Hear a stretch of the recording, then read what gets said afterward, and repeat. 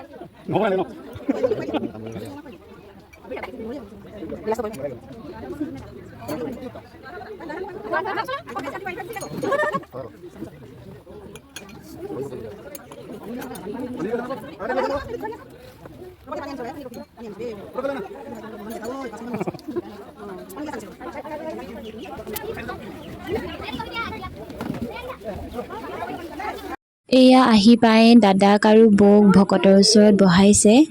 বৌহেতৰ তাত ইমান ভিডিঅ' কৰা নহল আৰু আমি ঘৰ আহি পালোহি কাইলৈ যিহেতু ৰিসেপশন আছে আমি সোনকালে গুচি আহিলো ঘৰলৈ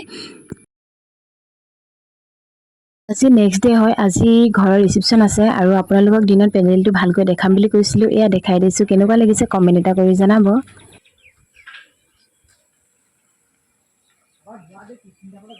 এইফালে খাবৰ কাৰণে বেঞ্চ বিলাক ঠিক কৰি ললে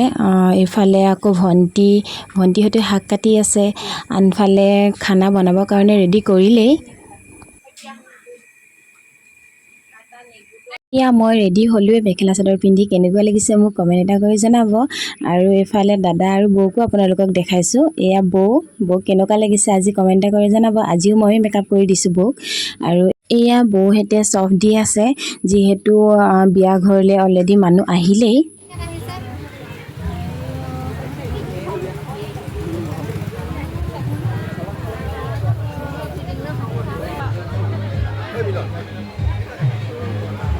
নিজৰ ঘৰত বিয়া এখন হলে ইমান ভিডিঅ' কৰিব নোৱাৰি ভিডিঅ' কৰা নহল এনেকৈ আলহী মাতি থাকোঁতে সময়টো গ'ল আৰু শেষত আমি সকলোৱে ফূৰ্তি কৰিলো